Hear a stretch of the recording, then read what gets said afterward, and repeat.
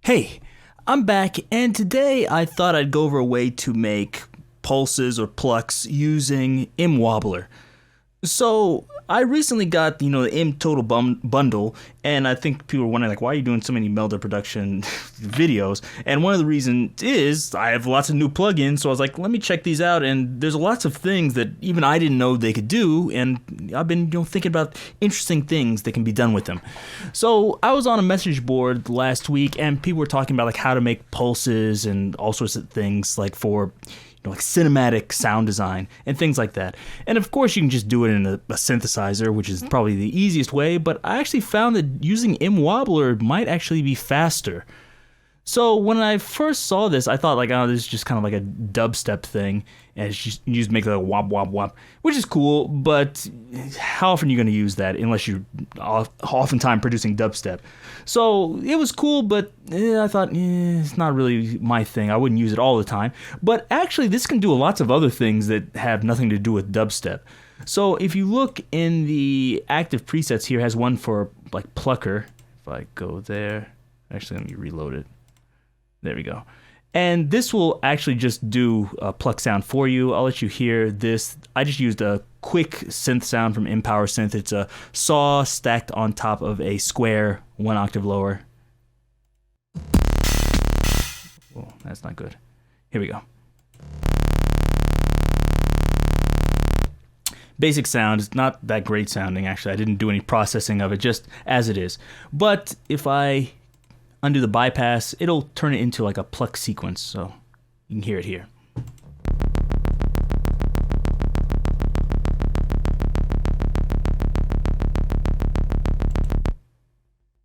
Okay, so you can hear that, and to me, like, that's really interesting. I like that, but let's dig into it further. Let's go into the advanced settings and see if we can do something similar or even better ourselves. So as you see it here, I have this, and it looks like just a sine sound. And if I move it here, it doesn't do anything. Move the frequency range. That's cool, but that's not what we want. First thing I'm going to do is I'm going to go in here and sync it to the time. I'm going to sync it to, let's say, 1 here. So now it'll be in time, but it still is not going to sound how I want it to. So instead of having this sine wave, let's go to step sequencer. Let's turn it all the way at 100%, and you see, looks like a step sequencer. But what I want to do is actually use this shape here, like this. Let me move it all the way across. Fast and easy, right? It has 8 steps, so these should be in 1/8 notes, and when I play it, it should actually sound like a pulse.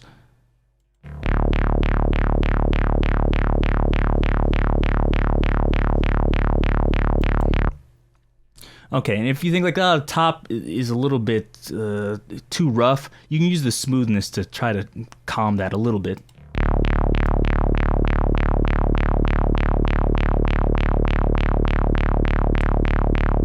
You can set that however you want. Other things you can do is mess with the frequency range until you get closer to what you want.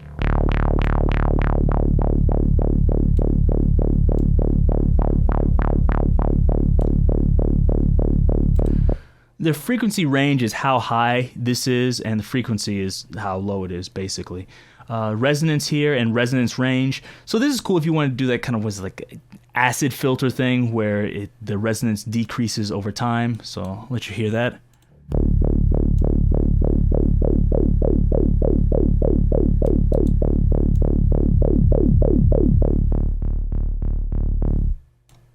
All this is cool. Of course, you can change the filter here.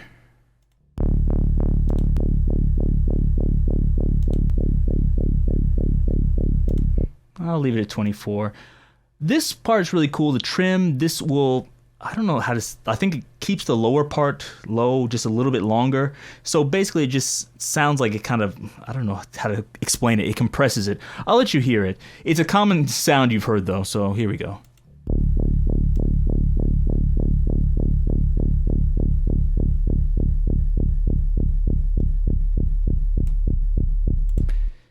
it's kind of like it's making the pulse width smaller. I'm not sure if I explained that correctly, but you can hear what it does, and that's actually really useful because what I probably want to do is probably automate that over time, especially if you're doing some kind of like EDM stuff, but even for orchestral, or I shouldn't say orchestral, maybe hybrid style like cinema trailer tracks, I think that would be cool.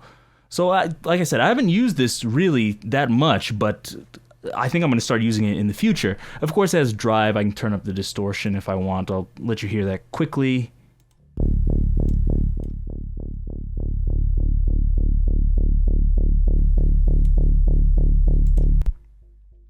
So that sounds cool sometimes, especially with higher resonance. Let me see if I can do that.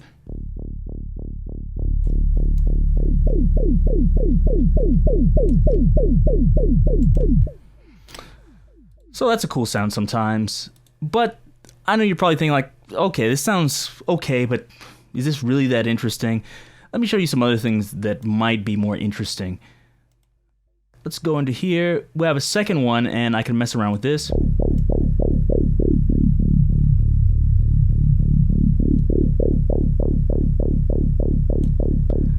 And so if I set this as a low pass filter, go over here to the modulator, move this down from, let's say, 60 all the way up to 2000, I guess.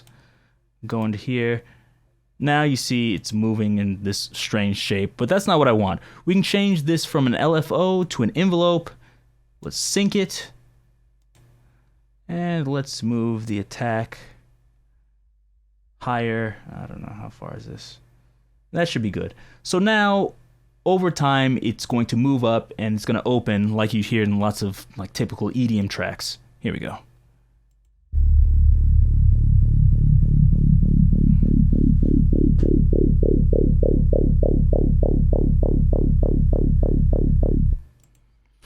Okay, so I think that's pretty cool. But if I wanted to do more, there's other types of filters here too. Like if you look, whoa, look at all those filters. So I have comb filters, I have diffusers, other things. One of the really cool ones I think is the harmonics filter. Let me turn this down a little bit. If I turn the gain up, it creates like harmonics above this frequency. So if I have it 500 here, it also create another kind of like a notch filter or peak filter at around 1,000. And another one at 1,500, 2,000, etc. So I'll let you hear it.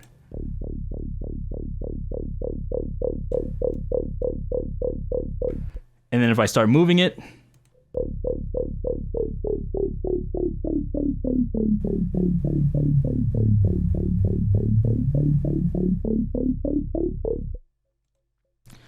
so there's all sorts of cool things you can do with that. I have this volume down, but I don't want to blow this out, blow out your speakers, or my speakers, more importantly.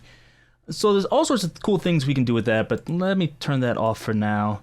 And another cool thing is, it not only works with synthesizer sounds, but it also works with guitar sounds. So I'll let you hear this. This is just me playing a D minor chord. And this is MWobbler's off.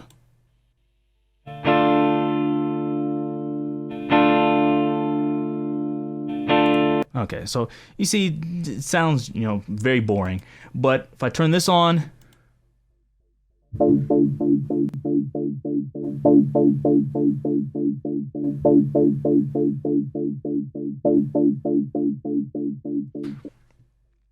so I was surprised about how much that sounded just like some EDM track. It goes from a normal guitar sound to something electronic just by using this. So this is a really cool way to spice things up. And of course, I could just, play the same rhythm on guitar, but it doesn't really sound the same. And speaking of rhythm and mixing things up, I'll go back here and I'll show you some other things you can do. I'll use that same synth sound, and instead of using this step sequence, let's go in here and edit it and choose some of this.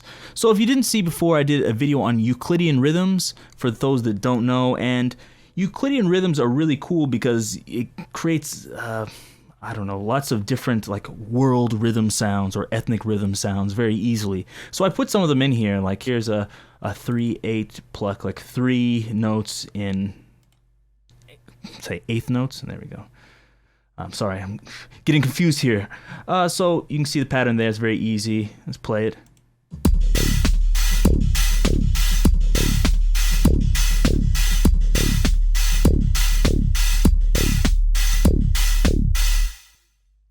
So there you go. Hopefully you heard that. I'm hearing lots of latency on my end, so hopefully it sounds good when you hear it.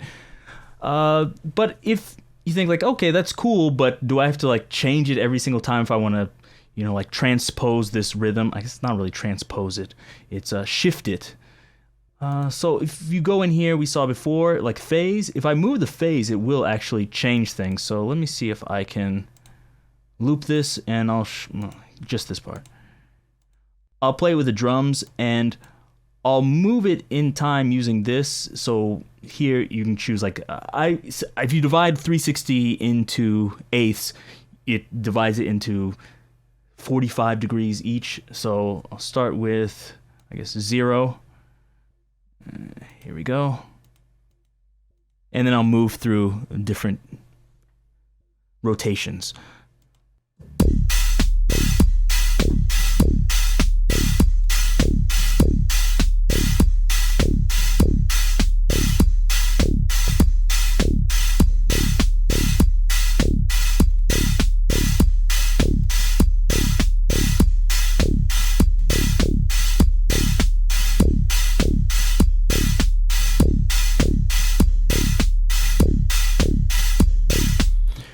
So you can see how like just doing that and shifting the rhythm actually makes it sound really different. But let's go over a few other things. Turn this off, and I'll show you another one of these Euclidean rhythms that will, I think, work better. Do a faster one. Let's do 13/16. So here we go. Let's hear how this sounds.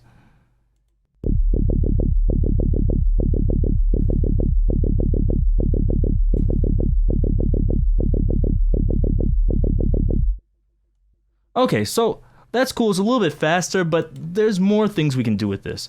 So when I first saw this LFO, like a phase difference, I thought it was the same thing as this, but it's actually not. What this does is it splits it into 2 channels, left and right, and it offsets one. So like the right channel will be shifted forward.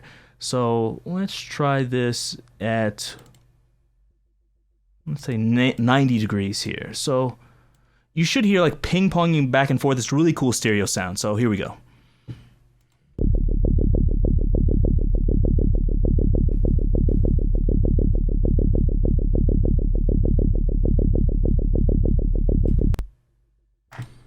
Okay, and I'll do the same thing with the guitar too, so you can hear that. Actually, I'll put the drums on too, so you can hear all of it together. Here we go.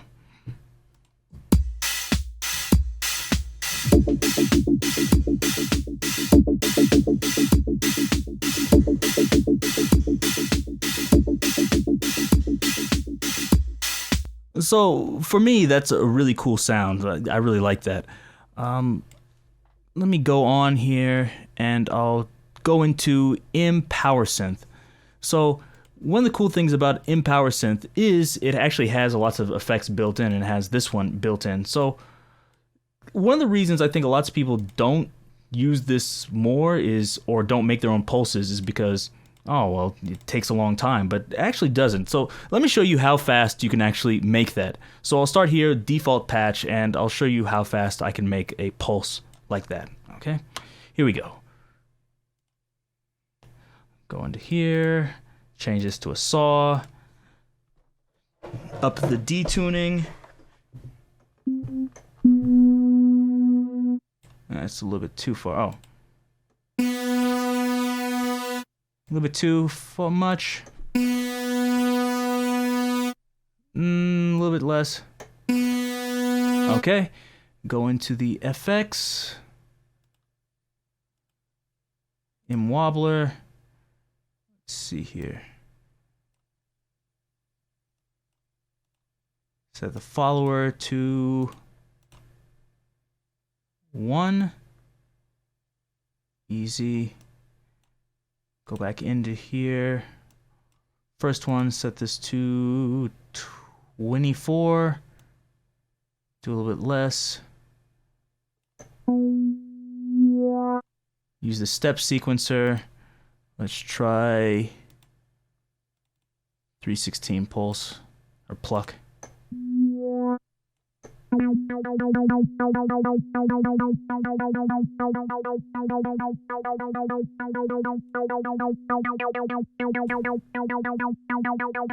Okay, and go back in here. Phase difference.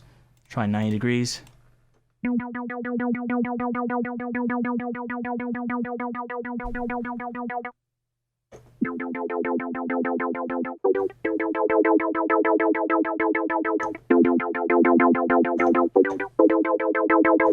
Okay, I can't play keyboard, but you can see I set that up fairly quickly. It works for chords, single notes, bass notes. Oh, that's a little bit too low.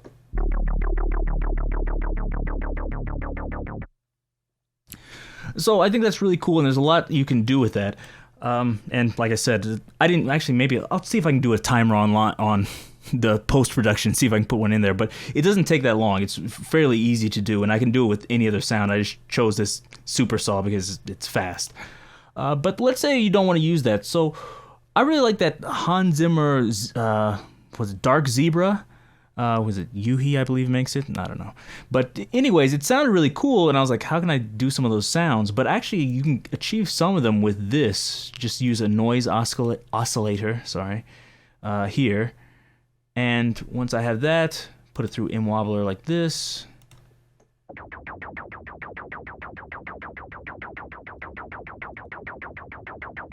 I'm sorry, the volume's really low. Let me turn that up a bit.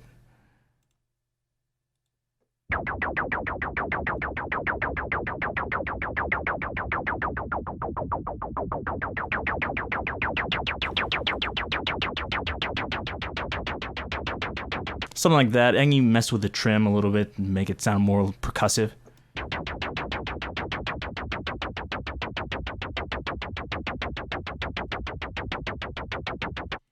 I can stick another filter on there if I want to get rid of some of the highs.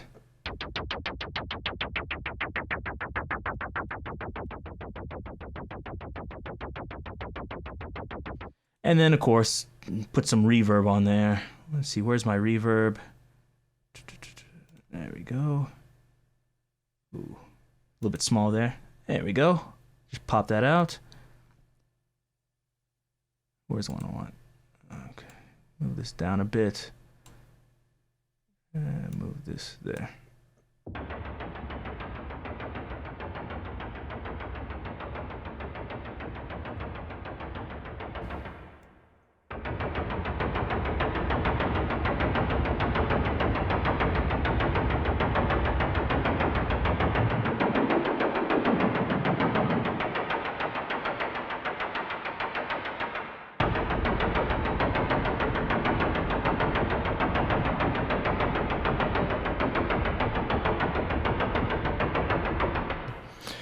So that type of stuff. I probably have a little bit too much reverb on there. Turn that down a little bit.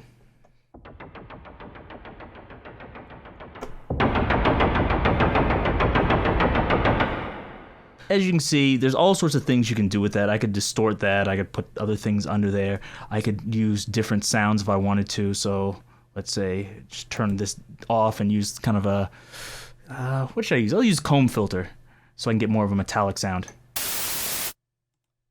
Go into here. Where's my comb filter? Okay. Let's try B comb. I don't even know what that one does.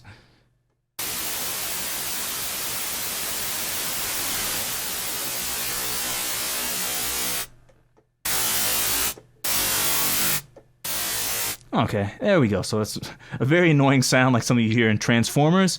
And then turn the MWobbler and reverb on. See what we get.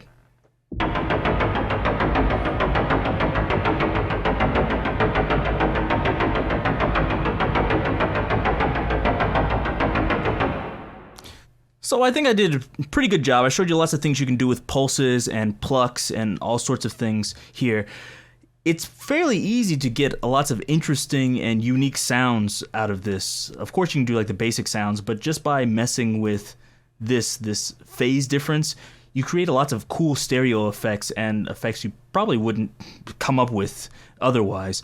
So I'm thinking about even using this on like normal guitar parts and changing it into something new, because it's easy to just strum a chord and come up with something cool, rhythmically using this, and especially with the Euclidean rhythms. If you haven't checked out my video on that, check that out. But But there's all sorts of things. You can come up with your own rhythms too, and also if you don't want to do like something like this, and you think, oh, that's kind of boring, you can go in there and just mess with some of these if you want, and you can come up with all sorts of interesting things like this.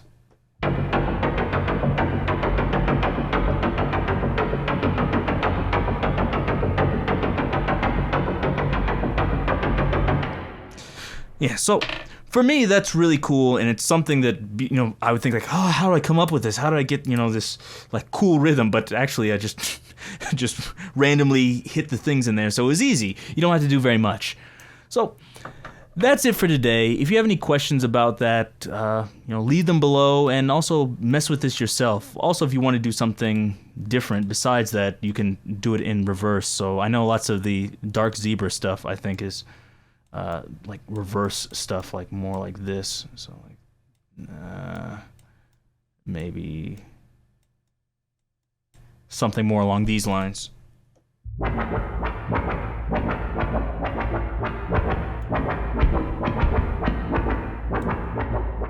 Okay, it's probably not using that filter, so stuff like that. So experiment with it by yourself. If you have any questions or comments, leave them below. And until next time, see you.